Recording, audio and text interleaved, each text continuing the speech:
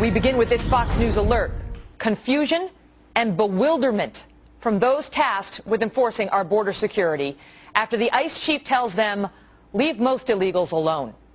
I'm Megyn Kelly. Welcome to a brand new hour of America Live.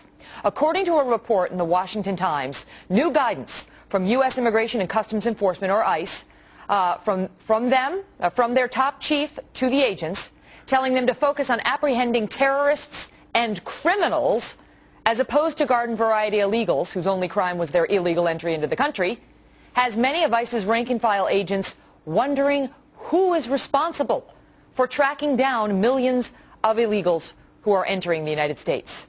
Stephen Camarata is Director of Research for the Center for Immigration Studies. Stephen, now we learned of this report weeks ago, and now we are learning about the reaction from the ICE agents who apparently are sitting there asking themselves what to do. They are, according to the Washington Times, not certain who exactly it is in this country right now who is supposed to be following those who entered this country illegally and doing something about it, who haven't actually committed a crime other than entering the country illegally.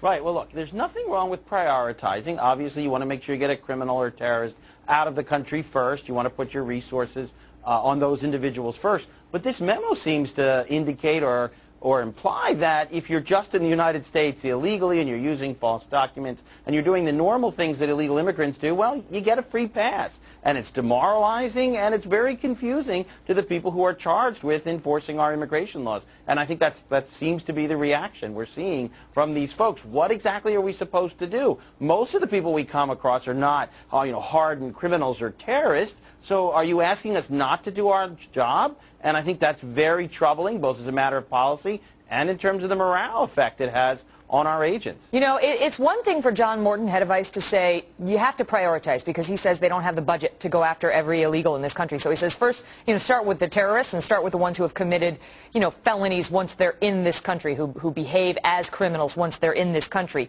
But now, according to this report in the Washington Times, ICE agents have been told that the criminal investigators will only be involved in high-profile drug and terrorism cases of a certain type and will no longer process illegal immigrants who are otherwise detained. So who is doing that? I mean, is this country to believe right now that there is any enforcement going on with respect to those illegals who do not qualify as terrorists or felons?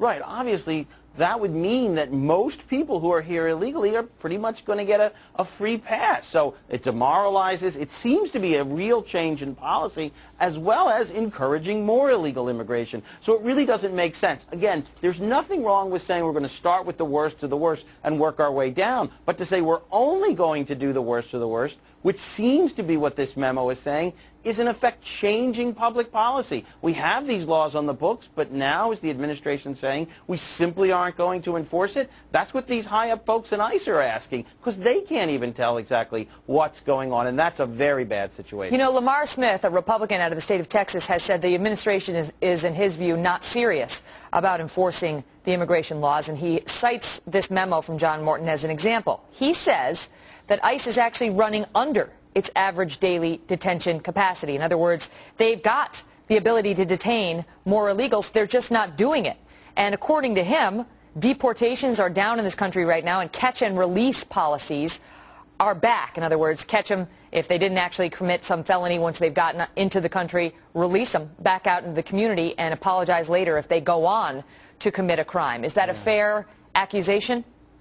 Well, I think the best way to characterize the administration is one step forward in enforcement and one step back. So they seem not to be going anywhere. They're trying to satisfy the general sense among the public that we need more enforcement, but at the same time the advocacy groups within the Democratic Party are pressuring not just for an amnesty, which seems unlikely at this point politically, but at least go easy on most illegals. And I think Congressman Smith is right. That does seem to be where they're headed. So on the one hand, they may do a lot of audits of employers, but then they don't actually arrest the illegals. They just tell the employers, say, to let them go, and those individuals can go on and take other jobs and live in the United States. They don't grab them up. So on the one hand, they're doing a lot of audits, which is good. Yeah. On the other hand, they're letting them go, or they're not grabbing them up. Well, it's disconcerting to hear that the ICE agents themselves, yeah, according to the Times, Washington Times, are sitting there not understanding who's responsible now. That is not a good sign. We will reach out to ICE for comment on this, as we always do. All right, thank you, Stephen. This is just breaking from the Washington Times.